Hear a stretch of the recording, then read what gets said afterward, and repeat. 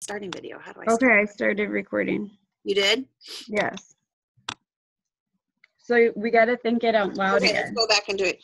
The teacher needs to. But do you hear where I'm going? Yes, I do. As an adult, it's the same process that kids. The same process. Yes. So as an adult, we need to be regular. I don't know if I like the word. We need to be self-regulated diagnosticians in a way. That would make me like. Would it freak people out to come? Yes. So essentially, so let's go back to our document quick. Let's test this theory out first before we go there. Okay, so if we're saying behaviors, self-actualization, and prompting, self-regulation is defined as the child's capacity to plan, guide, and monitor his or her own behavior within and flexibly according to the changing circumstances. That is so what every teacher better be doing. So if we were to say plan, guide, and monitor, where would we attach those words? Plan would be, would this be plan? No, this might be plan. I have to plan for plan. Wait, say it again. We need to plan.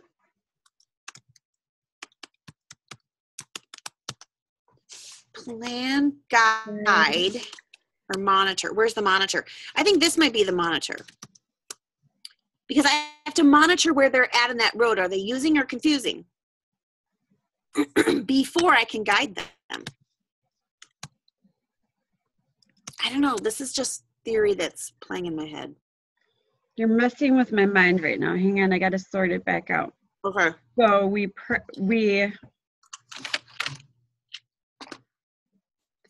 if students have to be observe behaviors, and that's when we develop our theory. Then we prompt, though. You prompt. But how are you going to know which? How are you going to know which prompt to use if you don't know where they are in the regulated system? Does your prompt?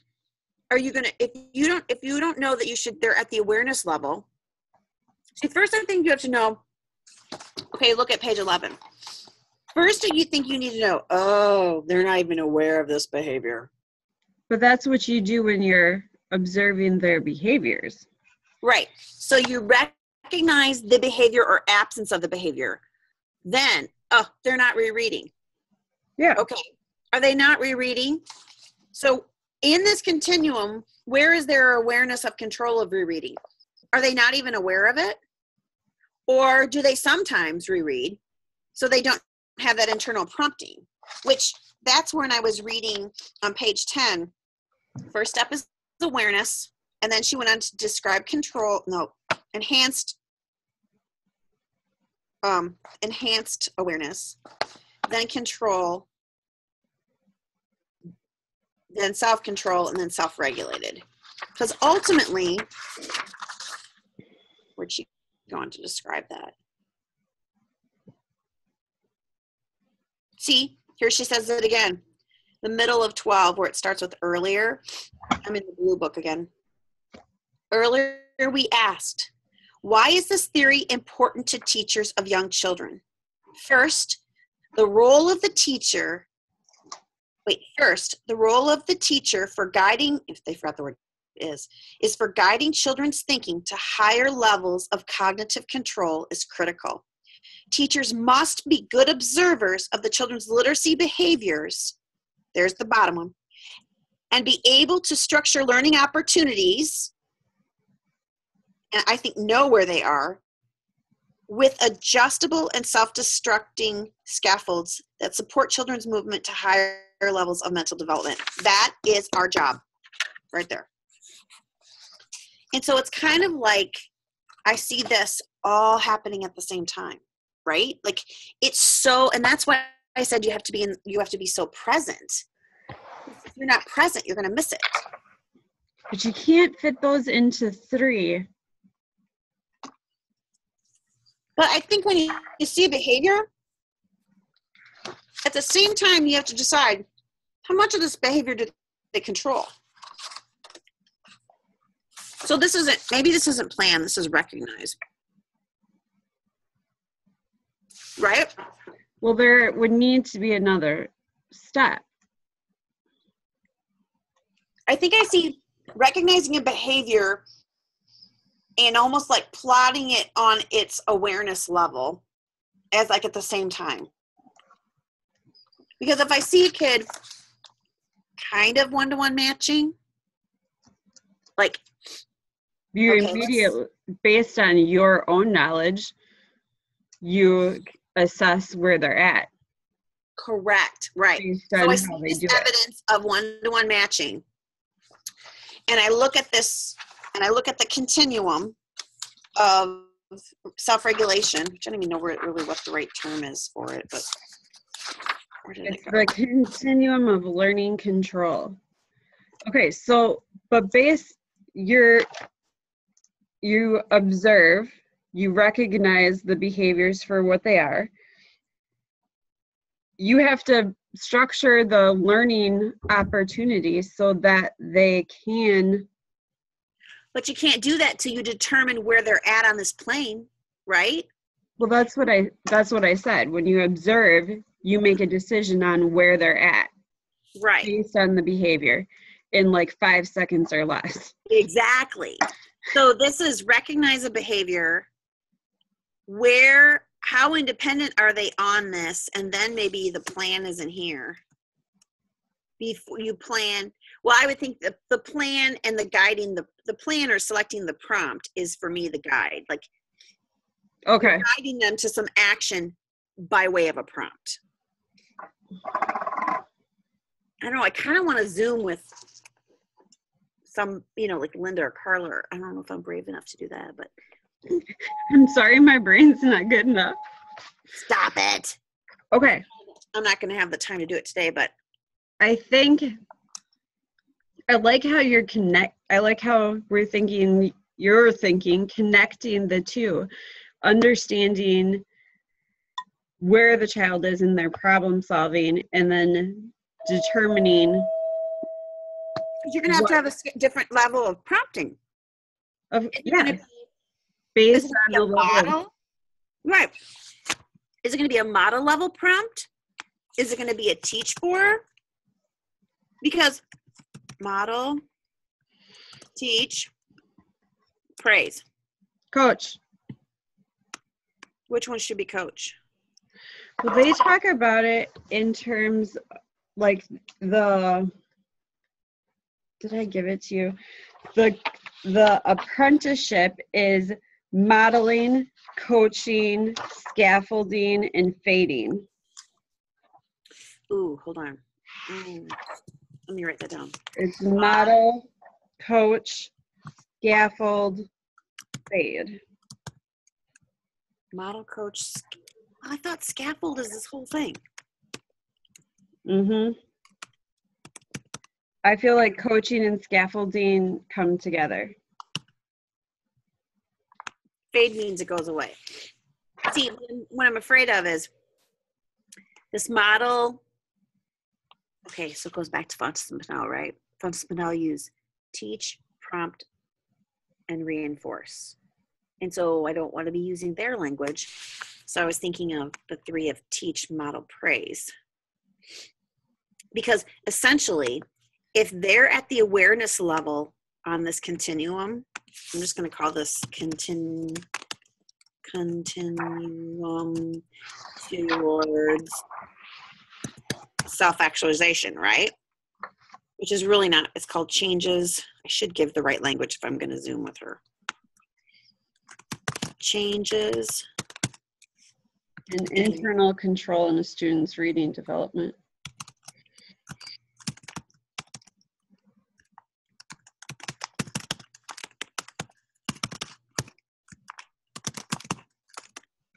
I don't want to open my mouth and then Dorn regret asking me. She's not going to. She's going to talk to you about it and say, you're so smart. What I haven't spent a ton of time in these books. I just haven't, No, and we need to do that. I need to do a summer book study on them, to be quite honest. Otherwise I won't do it. Okay. Prompt guide. Okay, so first recognize the behavior. I'm looking at this as a bottom up, right? First recognize the behavior, determine where they, because you see this behavior of one-to-one matching, right? It's fragile, it's not secure. So on this continuum on page 11, is it, like look at how this little, look at on page 10, it says awareness. The first step in any intellectual development resides in awareness. The beginning stages, children's literacy awareness, can occur vicariously in social situations. In a kindergarten classroom, her student first became aware of the role of exclamation mark during shared reading experience. Then the next one is enhanced awareness. At this level, it was further enhanced by Barb's comment. When we see this mark, we've got to read it with excitement. Okay? So in that moment, I got to decide where are they at in this continuum before I pick if I'm in a model mode or a teach mode or a praise mode, right? Yes. And then she goes on to talk about control on the next page. When the novelty of the sign wears off, children will enter another period of control where their reading attention is diverted to something new. They might not notice the exclamation mark until she prompts them to read this part with excitement. So now again, if that was a behavior I saw on a running record, I see the behavior, I have to determine in this second where they, because I know this reader, how much control they have, how much control they own, before I can pitch out what kind of prompt I'm using. Yes. Now, how in the world are we going to do that with a live Zoom when those people don't know this reader? We don't have to think about that part like exactly today, but okay, we do have to think about what we write in that little book. No. So that's, readers need teachers to be full. Do you like the concept of fully present? Or do we just do this part?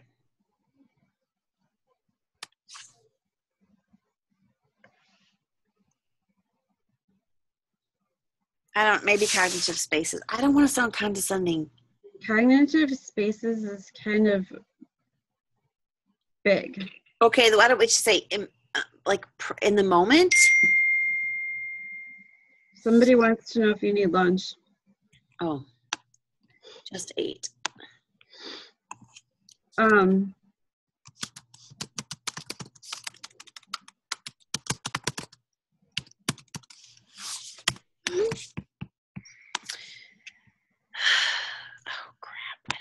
hate that when it does that. Do you have to go? What are you doing now? Oh, I've got time. What time does it start? Oh, it starts at noon. That sucks. You have 10 minutes. Okay, let's look at it one more time. I just lost it. Where'd it go?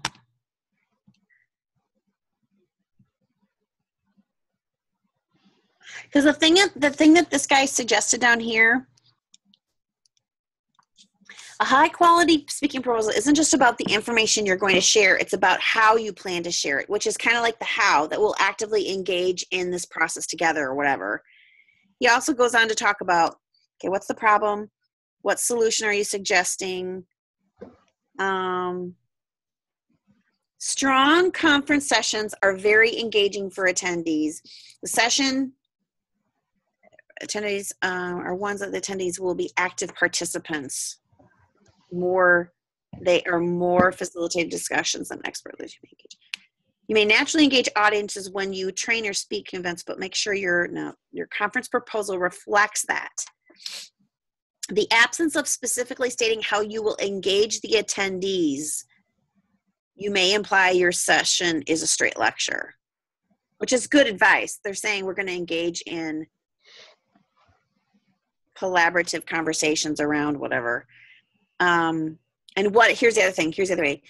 What is the benefit for attending their session? What are they going to get out of this? Okay.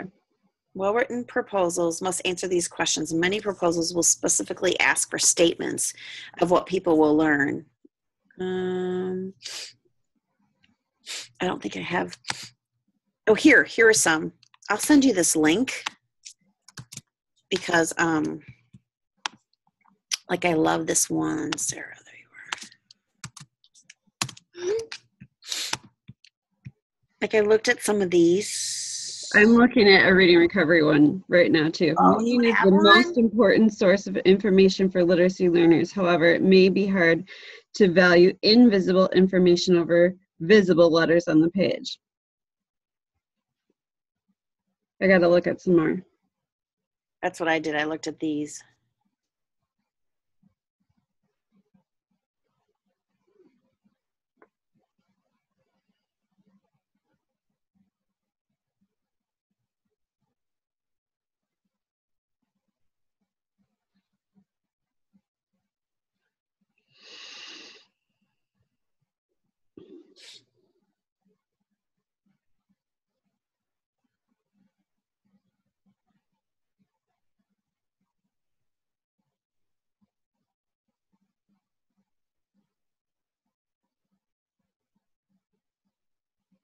I mean, for me, the phrases like "join us to," or this one, "explore ways." They seem kind of like old.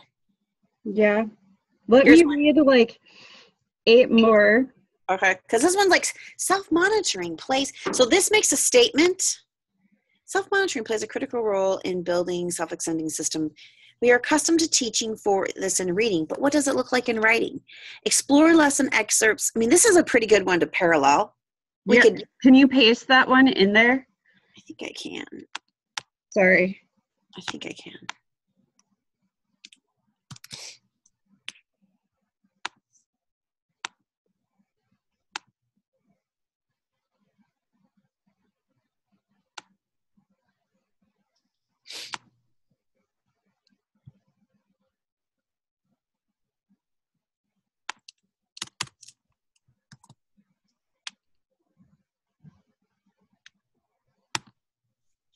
Okay.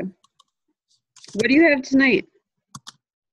Oh, I have time tonight because I'll be sitting at a track meet, and I'm not going to stay for the last event, but I have quite a bit of time. I'm just going to probably sit in the car. I'm happy to sit in the car and crank this out. Okay, so what I'm thinking is I'm going to look at a couple of proposals. I'll have a half an hour this afternoon. I'm looking at my board. I have a half an hour this afternoon. I'll look at some and I'll if I can try on the same document as you, but maybe we can Zoom later and we can pull apart pieces that might be helpful, might not, and Like even the format or the formula, because I like how this one goes. She starts with what they know. Yeah. That honors. Okay, like I said, we understand the value of a self-regulated system for students. What does that look like in the soul of the practitioner? That's just what I'm thinking. Say it again. We understand the value of monitoring a learner's. Are we still recording? Monitoring a learner's noticing self-regulated system, but how, I don't know what I said. I'll play it back and look. We understand the value of monitoring a learner's self-regulated, but what does a practitioner's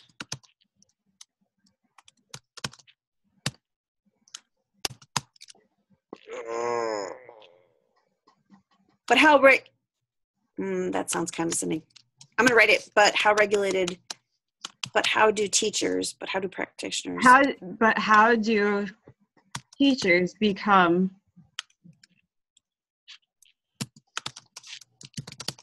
regulated?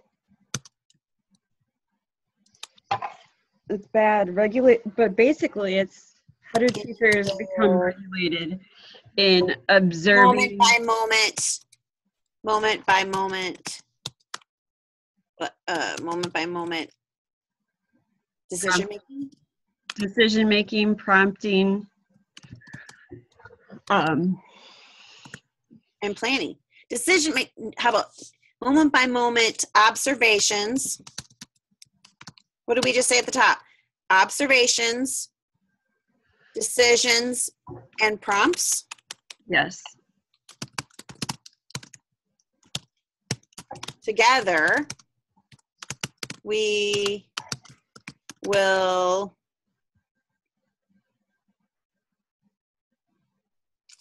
something. We will revisit maybe this one, something in here. Either we're revisiting, we're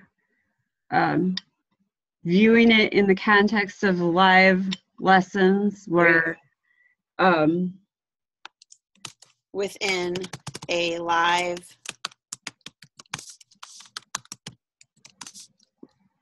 Zoom running record experience. Which my only fear about that is it won't be oh crap, I better they're not going to know this reader. That's what's so hard about it. Because they don't, because it's we can give a background profile of the reader. True. Because anytime you sit down to talk about a struggling reader, you tell them what they know, what they're just starting to control, what they control well. And like when you go to do Behind the Glass, you're given some information about the students so that when you make a hypothesis, so basically we're going to ask teachers to engage in the active process of observing based on keep saying engage in the active learning, in the active learning process by as adult learner. What? Keep going. The active learning process by observing a lesson through the lens of what a child already knows, creating a theory of prompts and scaffolding to support the child, and determining action. Okay, good thing we recorded that because I didn't get it all. I don't even know if it's any good. I was just thinking. Yeah, no, it is good. That's what we have to do. Just keep thinking out loud. All right, I better get to my meeting. Okay. So why don't you text me? I'll be in a